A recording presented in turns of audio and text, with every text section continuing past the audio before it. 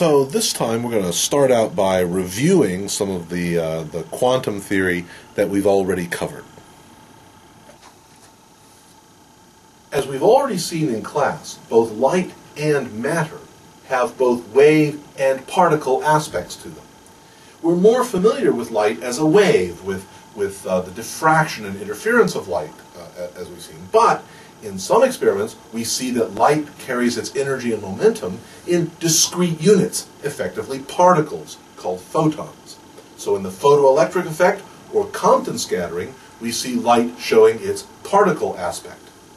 In the same way, we're more familiar with matter as particles. We know that it comes in discrete units of energy, mass, charge, and so on. We're familiar with particles such as electrons, protons, and neutrons. But when we examine the fine details of how these particles of matter move from place to place, we find we have to use a wave description, and we have diffraction and interference effects. The fundamental connection between these wave and particle aspects, between wave and particle properties, that fundamental relation is the pair of relations due to Planck and de Broglie. And they're very simple. The energy of a particle is Planck's constant times the frequency of the wave. And the momentum of the particle is Planck's constant divided by the wavelength of the wave. These relations are true both for light and for matter. True for photons and electrons. There's a somewhat neater way to write these relations in terms of other wave quantities that we've talked about. So you can start out with the relation between energy and frequency, E equals hf. And then you can remember that we could also describe the time dependence of the wave by the angular frequency, omega, which is 2 pi times f. And f is in cycles per second, omega is sort of in radians per second. And if we write it in terms of this, then we find that the energy is equal to h bar times the angular frequency, where h bar is Planck's constant divided by 2 pi. Sometimes this is called Planck's reduced constant. And in a similar way, if we start out with the momentum relationship, h over lambda being the momentum, then we can remember the wave number, which is 2 pi divided by lambda. Wave number is sort of analogous to angular frequency, except it talks about how the wave varies in space instead of how it varies in time. And then the Planck-de Broglie relation is that momentum is equal to h bar, again h over 2 pi, times the wave number k. So these are sort of a neat and symmetric way to express the relation between energy and momentum of the particle on the one hand and the time and space dependence of the wave expressed in omega and k on the other. Since we know some things about light waves, we can find out some things about the energy and momentum of photons. So for example, for light, we know that the wavelength of the light times the frequency is equal to the speed of light, the speed of light waves, and it's the same speed for every frequency. And so that means that the energy of a photon, which is h times the frequency, can also be written h times c divided by the wavelength, which is often a preferable way to think about it, because we often know a lot more about the wavelength of the light than we know about the frequency. And using the other Planck-de Broglie relation, we can recognize that this is just equal to the momentum of the photon times the speed of light. So energy is momentum times the speed of light, which is exactly the relationship that one would expect if photons were particles moving at the speed of light with a mass equal to 0 for photons. Now, on the other hand, about electrons, we already know a lot about electrons as particles. For instance, we know the relation between the energy of a free electron, the kinetic energy, and its momentum. We'll consider non-relativistic relations, and that means that the energy of the electron, which is equal to its kinetic energy, is just p squared divided by 2m. And so the Planck-de Broglie relation tell us something about the relation between frequency and wavelength here. And it'll be easiest to express this as a relation between angular frequency and wave number. Energy is equal to h bar times omega. Momentum is equal to h bar times k, so h bar k squared divided by 2m, and we can solve this for omega. Omega is equal to h bar times k squared over 2m. And that's a relationship between angular frequency and wave number for electron waves. We also remember from class that there is a distinction between two different kinds of wave velocity. One of them is the phase velocity, the velocity of the crest of the wave, and the other one is the group velocity, the velocity of a localized pulse of waves, localized in space. And these are not necessarily the same. They're the same for light waves, but they're not the same for electron waves. And here's an animation we saw in class. We see that in this case, the group velocity is actually larger than the phase velocity. The groups of waves produced by combinations of simple sinusoidal waves, these groups move more rapidly than the individual wave crests. That's the situation for quantum waves. And it is the group velocity, which is derivative of omega with respect to k, that corresponds to particle velocity for quantum waves. A simple wave with only one wavelength extends from infinity to infinity. That is to say, if this were the quantum wave function describing a particle, then the particle's position would be completely indeterminate. You wouldn't know where it was. You'd be completely uncertain about where you might find the particle if you examined it. So in order to make a quantum mechanical wave representing a particle that is fairly well localized in space, we need something like this, a wave packet that is significantly different from zero, only in a limited region. Now, the problem with this is that you can't make a wave packet with only one wavelength. To make this wave packet, you have to take a superposition of waves of many different wavelengths. Essentially, those different waves constructively interfere here, but they destructively interfere with each other out here, and so the only place where there's a net amount of wave is in the middle. So in order to confine the particle to a limited region of space, we need to include many different wavelengths, which means we need to include many different momenta. So to make the particle position more definite, you need to make the momentum less definite. And there's a trade-off, a fundamental, inescapable trade-off in quantum physics, the Heisenberg uncertainty relation, which is that the uncertainty in position times the uncertainty in momentum, and that's momentum in the x direction, is greater than or equal to h bar divided by 2. If you try to localize a particle more and more strongly, you will know less and less about its momentum, and vice versa. And this is one of the fundamental relations between position and momentum in quantum theory. Now we want to talk about standing waves.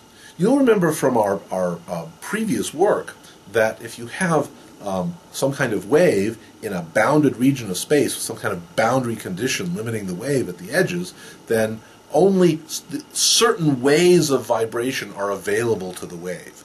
Only certain numbers of wavelengths will fit into the region. You'll only be able to vibrate at certain frequencies. So for example, you actually did an experiment where you had a stretched wire, and you could only make the wire vibrate with certain discrete frequencies corresponding to certain discrete wavelength patterns. And that was because the wire was clamped at each end of its finite length. So let's take a look at how that works out for a stretched wire. Let's suppose the wire has a length L. Then the longest wavelength, which will be the lowest frequency for waves on that wire, will be 2 times L. Each end of the wave, each end of the wire is a node of the wave, a place where the wire doesn't vibrate at all. And there's half of a wavelength between the two ends of the wire. The next available standing wave mode is where lambda 2 is equal to just L, or 2L over 2 is a better way to write that. And a one full wavelength fits just between the two ends. There's a node in the middle, and there are nodes at the ends, and there are antinodes, two antinodes in the vibration of the wire. And finally, if we have another wave pattern, slightly more complicated, we can fit 3 half wavelengths into the wire, so that the wavelength is 2/3 of the length of the wire. There are nodes at each end and 2 places in the middle. There are 3 antinodes, places where the oscillation is greatest, and the wavelength is just 2/3 the length of the wire. And in general, for any n, where n is 1, 2, 3, and so on, we can have a standing wave with a wavelength equal to 2 times the length of the wire divided by n. Each of these standing wave patterns will correspond to a different frequency, and these are the only frequencies available to the oscillating wire.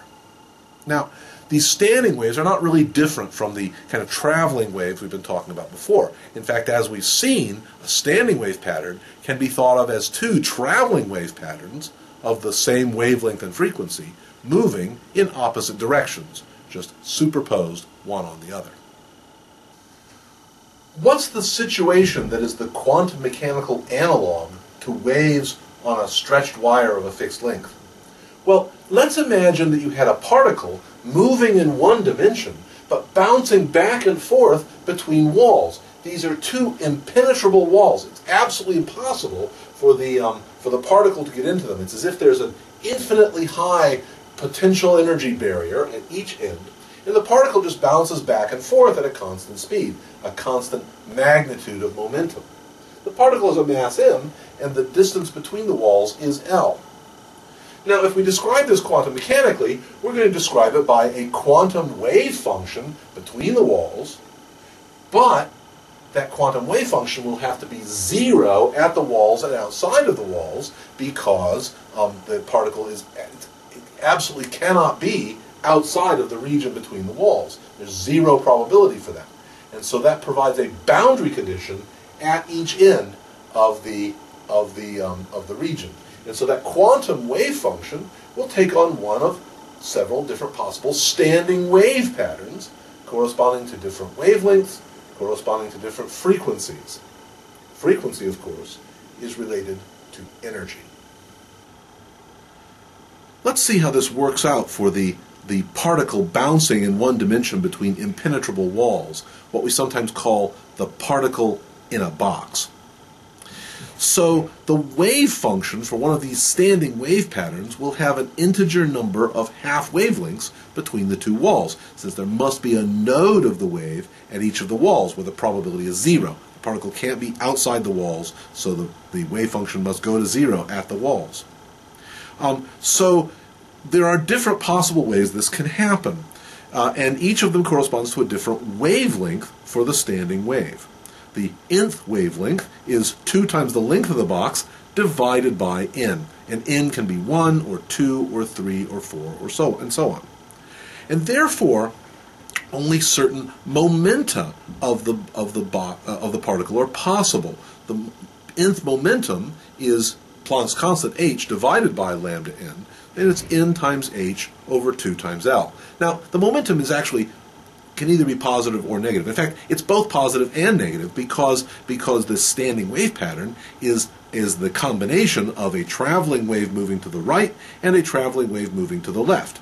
But the magnitude of the momentum is the same, and this magnitude is n, the number that's 1, 2, 3, or so on, times h over 2 times L.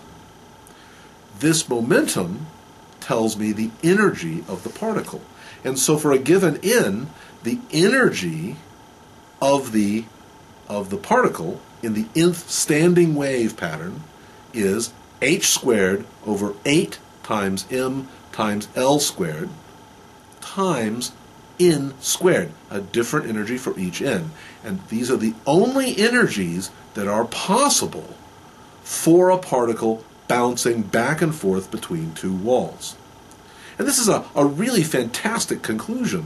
What we've got here is a prediction that for a particle bouncing back and forth between impenetrable walls, only certain energies are possible, certain energy levels.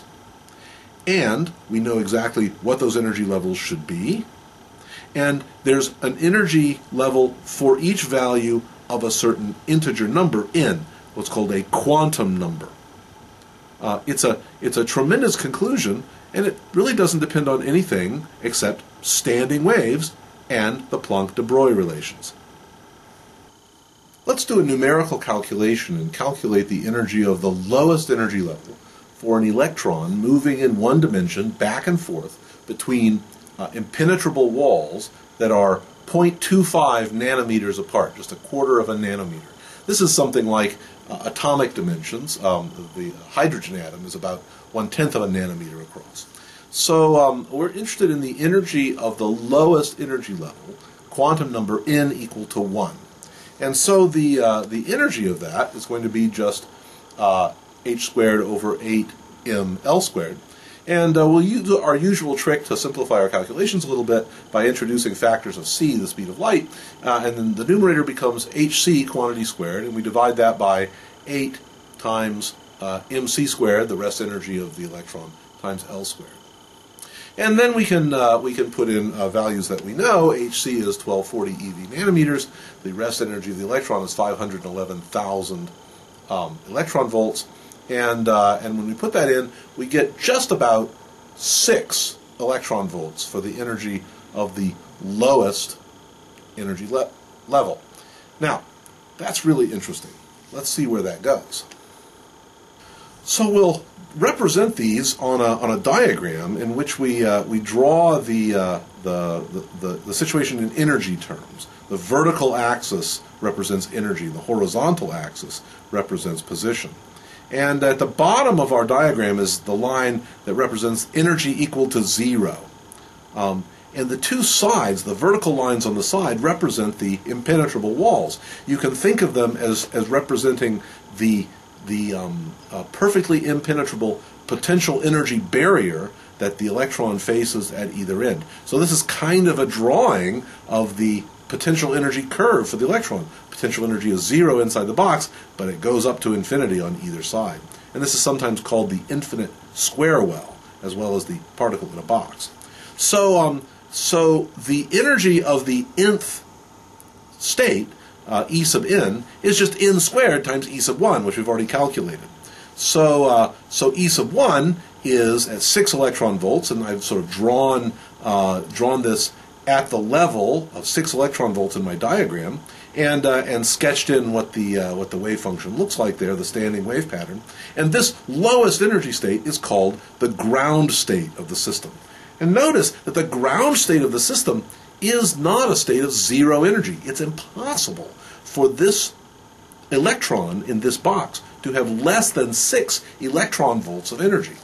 And the reason can be stated in many ways, but let's think about the uncertainty principle for a moment. Because the electron must be between the walls, we then have a fairly accurate knowledge of its position. Delta x is pretty small for this electron. And that means that the uncertainty in momentum, delta p, has to be correspondingly large because of the uncertainty principle. In this case, it means that the electron cannot be nearly at rest. Its momentum has to be spread out among values of momentum that include states that are moving pretty quickly. And so the energy of the electron is 6 electron volts. It can't be any lower. That would violate the uncertainty principle, and that would be impossible for the electron in this box. Now, there are other states as well. The next state up, where n, the quantum number, is equal to 2, is 4 times greater, so 24 electron volts, and that's sometimes called the first excited state. And then there's E sub 3, where n is equal to 3, so it's 9 times the ground state energy. That's the second excited state. And so on. There's a kind of a ladder of energy levels available to the electron in the box. And we could draw them as a kind of a ladder The rungs get farther and farther apart because the energy level depends on n squared. But in any case, there's a set of discrete energies that are possible for the electron in the box. Now, if the electron has one of these energies, it can change its energy, but it can only change its energy by jumping to another rung. These are the only possible energies to have. So, for example, it could start out with E4 and then jump up to E5, and the change in energy of the electron would be the difference of the energies, E5 minus E4. Or it could jump down, and it doesn't have to jump one rung at a time. Going from E5 to E3, its energy would change by the negative value of E3 minus E5. So in this standing wave system, standing quantum waves, we only have certain possible standing wave patterns. That means only certain possible energies, and that means only certain possible changes in energy possible for the electron in the box between the impenetrable walls, a quarter of a nanometer apart. This is going to be a major theme for this part of the course. The idea is that a quantum system, a quantum particle like an electron or an atom or any quantum system at all that's somehow bounded in space for whatever reason, is only going to have certain discrete patterns of standing waves possible, certain discrete frequencies of vibration, certain discrete energies. We'll have discrete energy levels. And they'll form a kind of a ladder of possible energy levels. We'll often draw a diagram with horizontal lines at various levels representing the energy levels of the system. And they'll be like rungs of a ladder, although a ladder with perhaps very unevenly spaced rungs, or like shelves on a bookshelf. And we're going to be very interested in the way that systems can jump from one energy level to another, and what that means, and what physical processes are going to happen when that happens. It's all more complex than that, much more complex than that, but that's the essential idea. Now, this isn't looking much like classical mechanics, and we're going to have to work a little bit to draw the connection between the classical physics that we know that works very well, especially at large scales, and the quantum physics that seems to work at the smaller scales. We'll talk about that in class. But before we go, we'll work out the energy levels and something else interesting and surprising for a different kind of motion on a circle. So we imagine a particle that somehow moves in one dimension, but the one dimension is on a circle. It's moving in a circular path. And the classical picture is that we have a circle of radius r, and the object is, for whatever reason, moving with some momentum p, uniform circular motion around it. Of course, quantum mechanically, if we want to analyze the motion of something along a circle, we don't want to think of it as a particle. We want to think of it as a train of waves. Now, the quantum wave function is defined on the circle, on the place where the particle can move. And for a standing wave pattern, it must be that the wave meets up again after you go once around the circle. In other words, the wavelength has to be such that an integer number of wavelengths fits around the circle. That is to say, n times lambda sub n is the circumference, 2 pi r, where n in this case is an integer. And it could be 0, the wave function could be constant all around, it could not oscillate at all, or it could be plus or minus 1, or plus or minus 2, or anything like that. But the key fact is that there must be an integer number of wavelengths going around the circle. Now, that means, of course, that there are only certain momenta that are possible. The nth momentum is h over lambda, which is then n times h over 2 pi r. And now you see why I allowed both positive and negative wavelengths. I wanted to include the possibility of both positive and negative values of the momentum, because you could be going around the circle one direction or going around the circle in the other direction. Either of those would be okay. Now, if the momentum values are n times h over 2 pi r, what about the angular momentum? If you're moving in a circular path of radius r with a momentum p, then your angular momentum is just the product of those two. And so if we multiply both sides by r, we get the angular momentum for the nth quantum wave function, which is r times p sub n. And you can see that's just n times h over 2 pi, or n times h bar, an integer times Planck's constant divided by 2 pi. And that's really interesting. It means that you can have 0, or plus or minus 1, or plus or minus 2 units of angular momentum, but not a fractional amount of angular momentum. Angular momentum comes in discrete amounts. How big are those amounts? The answer is the amount is h bar. That's the fundamental unit of angular momentum. In fact, we may not have noticed before that Planck's constant has the units of angular momentum. And since angular momentum comes in discrete chunks, discrete amounts, we sometimes say that angular momentum is quantized, just like Planck said about the energy in the electromagnetic field. It doesn't come in continuous amounts, it comes in only discrete amounts. And the size of that discrete amount is determined by the value of Planck's constant. So that's it for this time. We have a lot to do in class to sort of begin to fill in the details. We'll talk more about the particle in the box. We'll talk more about the particle moving on a circle. We'll talk about other simple quantum mechanics problems as we build up toward a real new theory of quantum mechanics, including a way to replace Newton's laws of motion for a particle with a new equation that will be the wave equation for quantum mechanics. That's the Schrödinger equation. So that's where we're headed, and we'll make some more steps toward that in class and in the weeks to come. All right, see you in class.